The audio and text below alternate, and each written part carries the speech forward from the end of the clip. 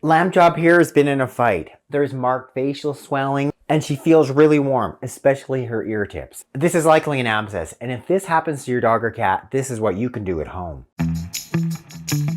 Are you looking to learn more about natural pet health and wellness? You've come to the right place. Click the link to subscribe to Veterinary Secrets. My brother's cat Snowball recently had a cat abscess. Here's Snowball here. Camera time. Oh, what, you're looking the wrong way, Snowball. Camera time. Can you see it? Ian had some questions about what he could do at home. This rough looking dog toy, this is an old Lamb Chop. She's going to be our stand-in cat abscess. I'm going to show you how you can tell if your dog or cat has an abscess, and then more importantly, some of the steps you can do to take it home. Step 1. First, you're properly examining your dog or cat. You're going to see if there's any evidence of bite wounds, and then if you can, take their temperature. At the very least, feel their ear tips. Gives a good sense of just if they have a fever or not. Lamb Chop has this marked facial swelling. It's pretty tender when I palpate it right here. I can see some puncture wounds just above near the top of the head. Makes me think probably a cat fight. Her ear tips, they're especially warm. Makes me suspect there's probably a fever. With my handy dandy digital thermometer, I'm going to take Lamb Chop's rectal temperature. A cat is considered having a fever if their temperature is above 103 degrees Fahrenheit. That's 39.5 degrees Celsius. A dog is considered having a fever of anything above 103.5 degrees Fahrenheit. That's 39.5 degrees Celsius. The thermometer is beeped. You can hear it beeping now. So it's saying that Lamb Chop has a temperature of 39.9. That's definitely a fever. You take all those clinical signs together, the facial swelling, the fever, the pain, the evidence of a bite wound, your dog or cat most likely has an abscess. Lamb Chop definitely has an abscess. First, get yourself some clippers and or some blunt scissors. We want to clip and clean that area. Just remove as much hair as possible in and around that wound, all over top of that swelling.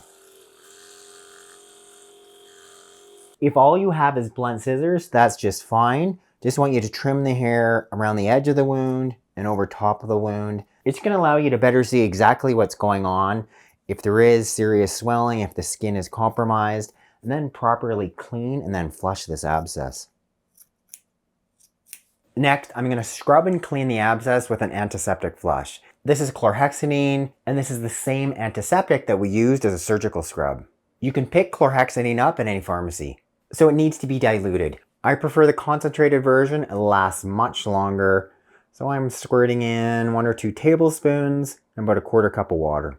If you don't have chlorhexidine, you could consider even using black tea. Get yourself some gauze ideally, and or a clean cloth, and we're going to scrub and clean that abscess really well. Then I want you to scrub in and around that abscess, all over it, really, really well. And be pretty aggressive, really scrubbing quite thoroughly. I'm going to make you feel so much better, Lamb Chop. Look at you. Put a fair amount of force over top of that abscess and really squeezing on either side of it so that abscess can actually drain. If it didn't drain easily at home, here's how I would treat the abscess. I would get myself a scalpel blade. I would put a fair amount of force on either side of that abscess so it's really clearly marked out. Now I'm going to make a small stab incision right in the middle of the abscess, right where it is most swollen. So let's see what comes out. Okay, Lamb Chop.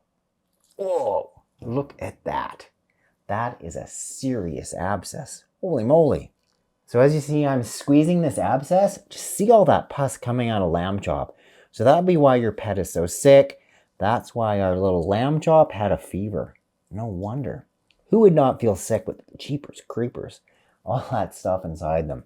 Holy moly, Lamb Chop. Next, I want you to flush the abscess as thoroughly as possible. We're going to use our dilute chlorhexidine.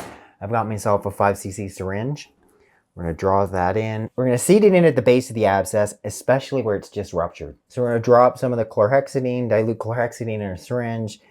Seat that syringe into the base of where the abscess is opened up. Here in between where I've made that incision with the scalpel blade.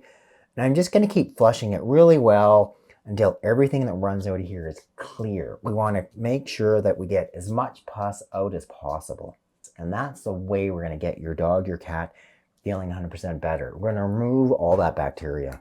I've continued to flush, and as you can see now, the fluid coming out looks fairly clear. Yay, I think we flushed all the pus out of lamb chop.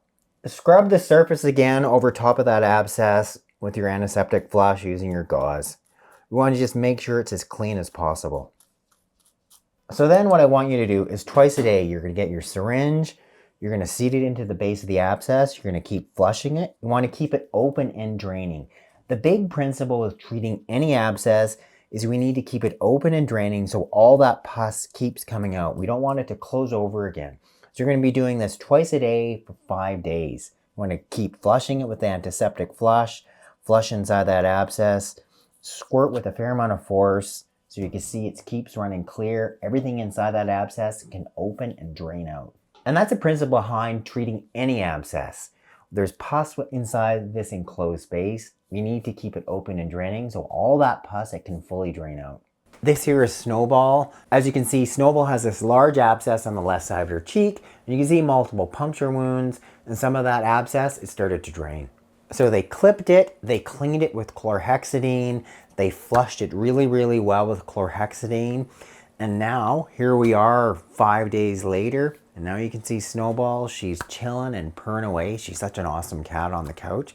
And as you can see in the side of her face, it is pretty much healed. 5 days, and that was the big thing.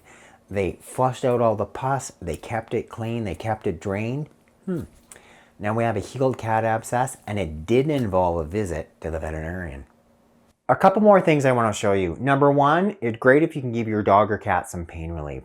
Probably the safest thing to use is cannabidiol, the CBD. We're looking at doses of 3 milligrams per 10 pounds of body weight. Doses 3 milligrams per 10 pounds of body weight. That equates to 1 drop of our ultimate CBD supplement. The last thing to consider is an antibacterial. I really like olive leaf extract. I think it's probably the herb that's been most studied, going to be the most potent and potentially most effective natural antibacterial. It's very safe for our pets. It comes from the leaves of the olive tree. Typical doses of about 100 milligrams per 10 pounds of body weight twice daily. These are 500 milligram capsules, so I'll be giving a 10-pound dog or cat a quarter of a capsule twice a day. Give this twice daily for 7 to 10 days. And if you follow these steps, you really can help your dog or cat with an abscess at home. Lamb Chop's now getting her CBD. Yum yum Lamb Chop. Then her quarter capsule of the olive leaf extract. Thanks so much for watching this edition of Veterinary Secrets of how to treat Lamb Chop's abscess at home.